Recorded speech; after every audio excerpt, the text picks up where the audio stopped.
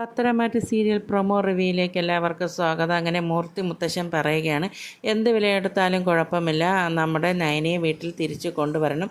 അവളുടെ അച്ഛൻ്റെ അമ്മയുടെ അടുത്ത് കാര്യങ്ങൾ പറഞ്ഞ് മനസ്സിലാക്കി നയനയെ വീട്ടിൽ കൊണ്ടുവന്നേ പറ്റുള്ളൂ എന്നുള്ള ഇതിലാണ് മൂർത്തി മുത്തശ്ശൻ.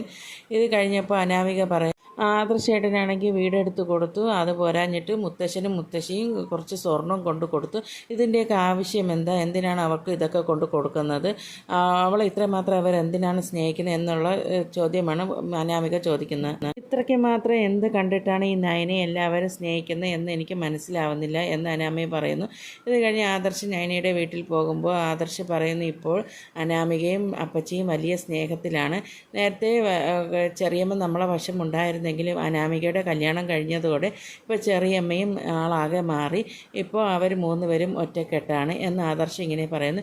ഇത് കഴിഞ്ഞ് അനിയാണെങ്കിൽ ദേവയാനി കാണാൻ വന്നപ്പോൾ പറയുന്നു, നീ അനാമികയും നല്ല രീതിയിൽ ജീവിക്കണം, നിങ്ങളൊരു രീതിയിലും പിണങ്ങേണ്ട കാര്യമില്ല, നല്ല രീതിയിൽ തന്നെ ജീവിക്കണം, വഴക്കവും പിണക്കവും ഒന്നും ഉണ്ടാകല്ലേ എന്ന് പറയുന്നു.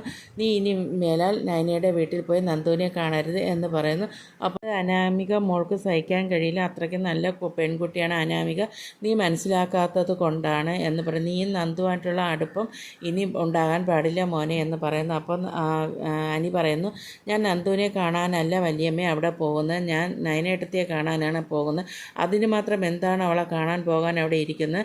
എന്നെപ്പോലെ വല്ല ഓപ്പറേഷൻ ചെയ്ത് അവൾ കിടക്കുകയാണോ എന്നിങ്ങനെ ചോദിക്കുമ്പോൾ അന്തമിട്ട് അനിയിരിക്കുകയാണ്. വലിയമ്മ ഇതെല്ലാം അറിഞ്ഞിട്ടാണോ സംസാരിക്കുന്നത് എന്ന് അറിഞ്ഞുകൂടാതെ ഇത്രയും ഭാഗം കാണിച്ചിട്ടാണ് ഇന്നത്തെ എപ്പിസോഡ് അവസാനിക്കുന്നത്. ഈ ചാനൽ ഇഷ്ടപ്പെട്ട് സബ്സ്ക്രൈബ് ചെയ്യാൻ മറക്കരുതേ.